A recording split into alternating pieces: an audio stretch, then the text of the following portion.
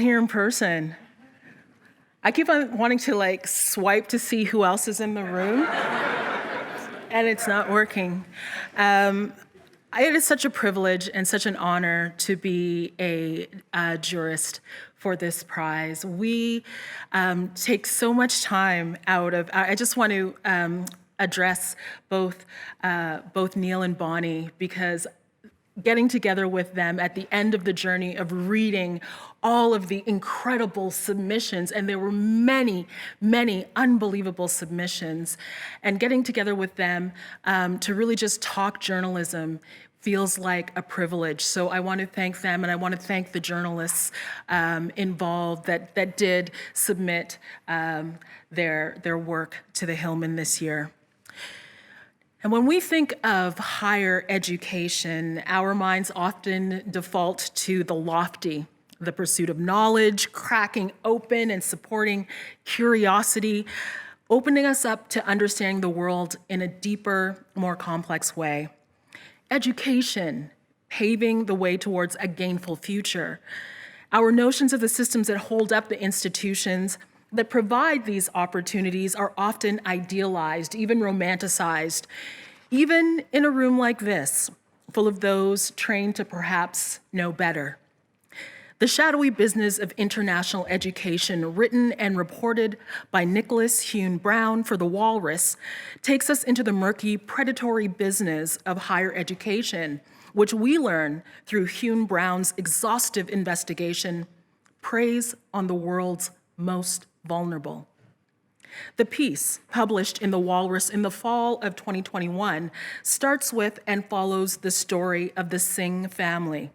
They live in a village called Bibipur with a population of 1,000 people in northern India. The Singhs are farmers. The multi-generational family of 14 live in a 3-bedroom house.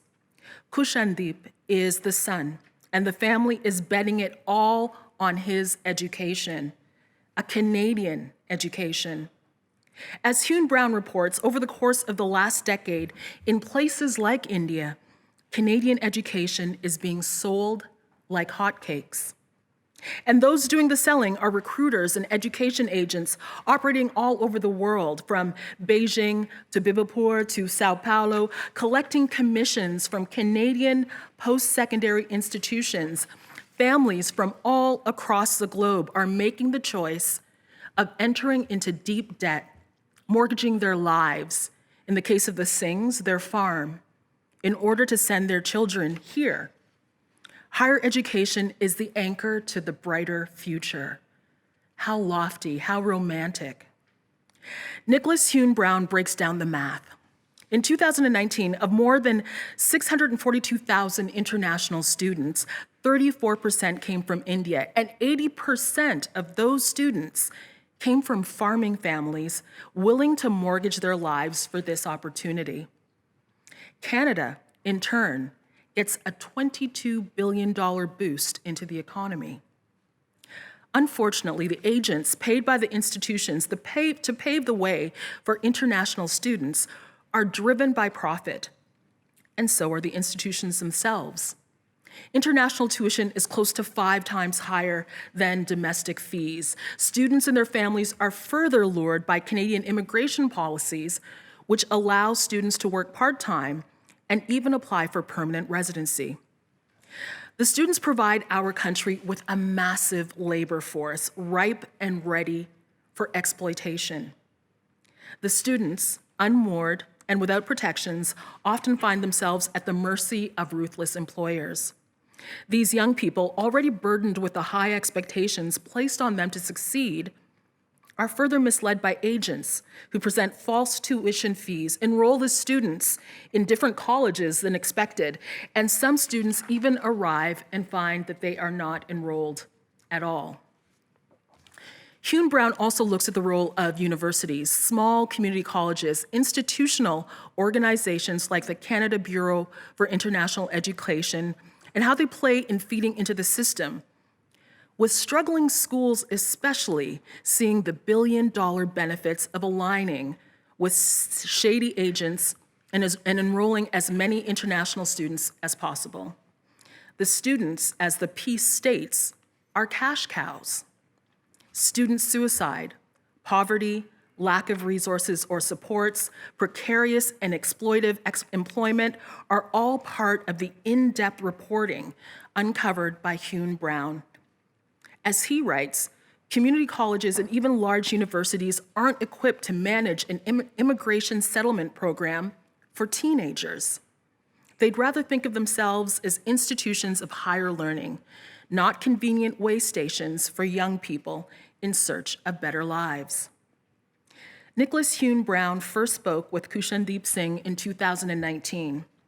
He was the first kid in his village to come to Canada. He is now a college graduate with a work permit and residency, and after some disastrous encounters with unscrupulous employers, he has secured a steady job and dreams of bringing his parents to Canada. As Hune-Brown reports, there are thousands upon thousands of these stories, and many, many far less positive outcomes. The shadowy business of international education was one of the most widely read stories for the Walrus this year, bravely shining a light on a racket that is seemingly condoned and supported by government and institutional policy. As judges, we were impressed by the originality and extensiveness of the investigation. We also noted the compassion and care in the telling of this story, and the clarity and craft in bringing all of these elements together. We are all in agreement. The shadowy business of international education truly embodies the spirit of the Hillman Prize. The winner of the 2022 Canadian Hillman Prize for Investigative Journalism, the Walrus's Nicholas Hune-Brown's The Shadowy Business of International Education. Congratulations, Nicholas.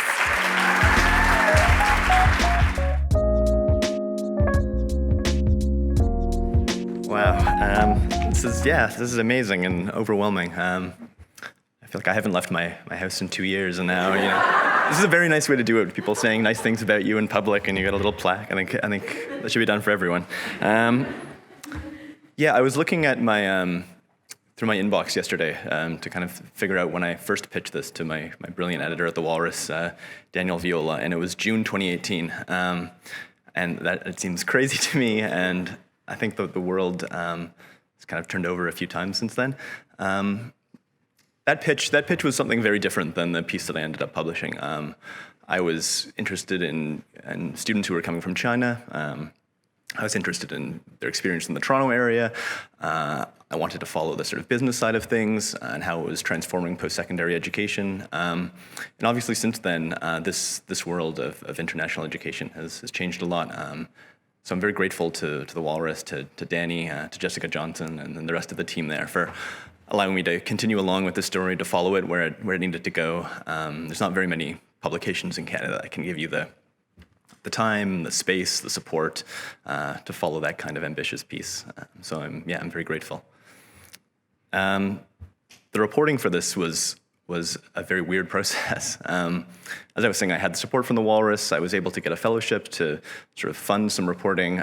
So I had big ideas about exciting reporting trips. At a certain point, I was thinking of going to Beijing to follow an education fair there and to kind of tell the story of international students there as they made their way back to Toronto. As the focus of the article shifted and it became clear that the focus would be on India, I was actually very, very close to buying plane tickets. I'd spoken to people on the ground there. I was kind of arranging interviews, and then things got a little bit hectic, so I thought I'd postpone the reporting trip for a few months. And obviously that was in March 2020. So in the end, this piece was reported and written in the same place that I've done everything over the last 2 years, which is, in a corner of my bed or in my kitchen. In a few hours, sort of snatched away. While my partner Lorna, who is here today and to whom I'm incredibly grateful, would take our two young, very troublesome children on another walk through the alleyway or whatever. To have produced it in such a cloistered, weird condition and then put it out into the world, the reception has been kind of overwhelming. I've heard from university administrators, I've heard from instructors, and mostly I've heard from a whole bunch of international students who who tell me that they see their stories reflected in this piece, and more than that, that they sort of have new context for their stories. They sort of understand where they're fitting into something much bigger than themselves. So that's been incredibly gratifying. And to receive this honor is humbling and amazing alongside all these incredible journalists. So thank you so much to the Sidney Hillman Foundation for recognizing this, for funding this. It means a lot. It's a great reason to leave the house as well. Thanks.